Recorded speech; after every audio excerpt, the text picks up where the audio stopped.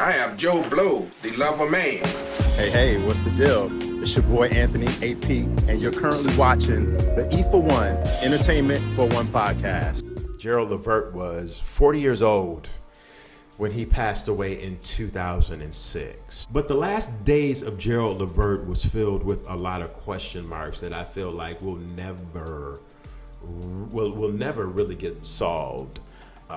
Gerald Levert had an Achilles injury, and that Achilles injury really prohibited him from performing at the level that at one point in time, Gerald was really used to performing at, because the man had an injury. And due to that injury, his mobility was not where it should have been.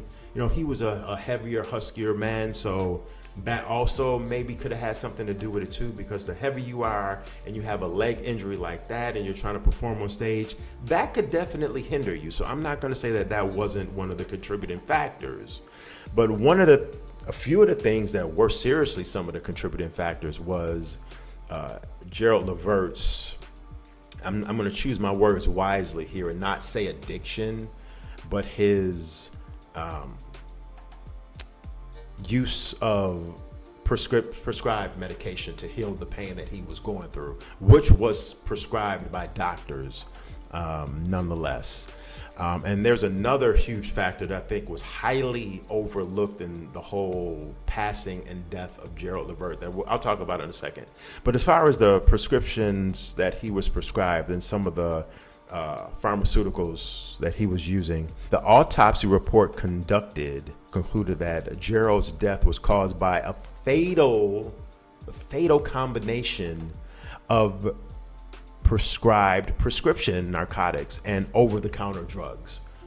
Anytime you're mixing a cocktail like that, it's not a good thing. And I think this is where, some common sense had to come into the picture. But when you're going through pain and you're trying to alleviate that pain, the common sense factor doesn't necessarily hit us like how it should, right? The drugs in his bloodstream included the narcotic pain relievers Vicodin, Percocet, and Dervocaset. I know I'm pronouncing that wrong. The Covet, the anxiety medication Xanax, and 2 over-the-counter antihistamines were also found in his system. So this was like a mixture of a lot of drugs, prescribed medication that Gerald had in his system. The official cause of death was acute intoxication, and the death was ruled accidental. Levert was taking pain medication because of a lingering shoulder problem and surgery in 2005, a year later, from that Achilles tendon tear that I mentioned. And one of the things that I think might have even been more of a contributing factor that doesn't really, it gets kind of swept up under the rug and it really doesn't get talked about. And I think not only were those prescription drugs heavily an influence on the cause of his death, but the fact that Gerald Levert and his father, Eddie Levert, a couple days prior to his death, they went to Africa to perform and do a show. And while over in Africa, Gerald Levert was bitten by a bug. And the way the story goes, he was bitten on his back. I'm not exactly sure. Don't quote me on the location of the bite, but it is confirmed that, and has been confirmed for years, that he was bitten by a bug while on tour. Well, not on tour, while doing a show or two with his father, Eddie, while in Africa.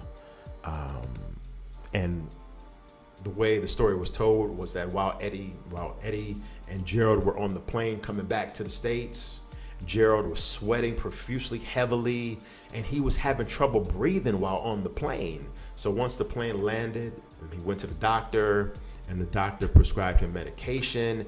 There's even, you could pretty much say that there was a somewhat of a misdiagnosis here. So I think that right there was a contributing factor into why Gerald on the way home was sweating profusely and having a hard time trying to breathe, because that insect bite was potentially a deadly insect bite.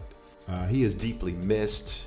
His last album, In My Songs, was released in 2007, a year after he passed away. And that was the last material that we heard from Gerald, because obviously he wasn't in the studio sitting on a whole lot of material because he didn't know he was going to be dying. So let me know in the comment section what you think. Let me know what you think about the life of Gerald Levert. He is to be celebrated. And yeah, he was just a gem, and he will go down in my book as one of the most unsung and overlooked artists of the last 30 years, from his work with the classic group Levert, who does not get enough recognition. Listen, I could do a whole nother video on this about how the group Levert that trio right there, they don't get their just due when we talk about great R&B groups of the early 90s, late 80s, 89, 90, 91-ish. Levert, they don't get their just due. That whole New Jack Swing era, even though that they weren't really New Jack Swing, they were still kind of in that era. So the whole New Jack Swing era kind of overshadowed what Levert was doing over on Atlantic Records, because they were part of that collective, that record group right there, that record label right there. But Levert was very unsung. Not only Gerald, but Sean and the group Levert. Thank you for watching. Leave a comment. Until next time, peace.